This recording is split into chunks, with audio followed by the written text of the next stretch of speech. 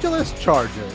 3-point plan for these guys. And for me, this is a little bit, it's fairly simple, right? It's going to be building depth at wide receiver, building depth at edge rush, and Justin Herbert's got to become an elite quarterback. So building depth at wide receiver, like the thing with the Los Angeles Chargers roster is it's so top heavy that the second somebody gets hurt, you're kind of screwed, right? So number one with wide receivers, yes, you've got Keenan Allen and Mike Williams, but the second those guys get hurt, the reason why the Chargers offense last year was so spotty and hit and miss was because those guys were hurt and there's nobody there to pick up the slack.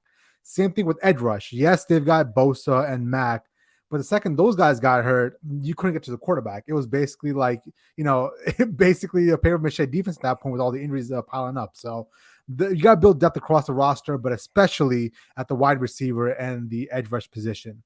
Now, finally, Justin Herbert, you know me and how I feel about him, how I used to feel about him. I used to think the world of the guy. He had an absolute cannon. Physical skill sets are all there, but I still can't get over the fact that he gave up a 27-0 lead in the playoffs.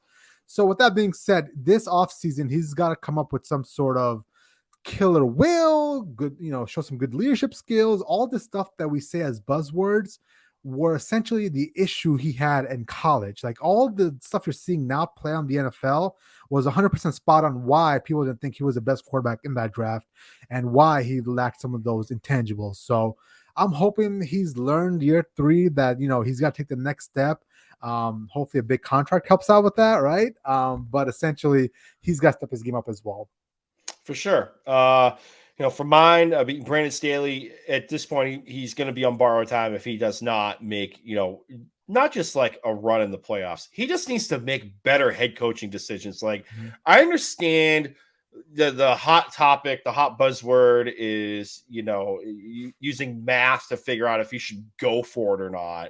But sometimes it's like, do we really want to go for it on 4th down when it's like 4th and 10 and we're on our own 30? Like, do we really want to do that? Like, I understand every now and then, but every friggin' time, no, it doesn't make sense. Some of the decisions don't make sense. And for me, the other point is not only just edge rush, Jay, they need to fix the interior defensive line because for a team that's head coached by a former defensive coordinator for the Rams, they couldn't stop the run to save their life. And that's just how sometimes they lost games was you had other teams willing to grind it out and run and get the short yardage. And, you grind that defense down and they break open, a 20-yard run. That's just a backbreaker. And, you lose the game on top of, nonsensical head coaching decisions. If I can't beat that point into people's heads.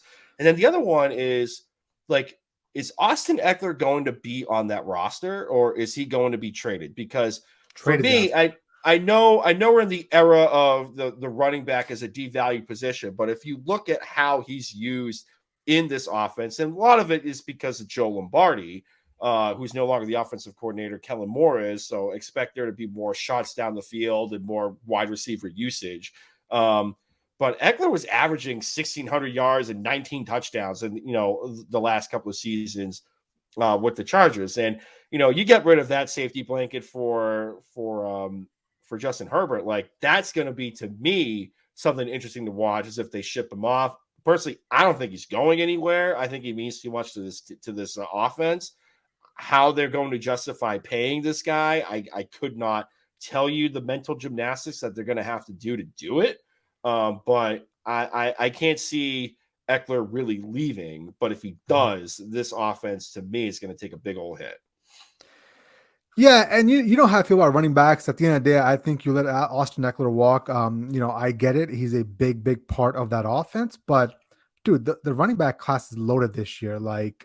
There's some tier 1 talent you can go out and get, like Bijan Robinson.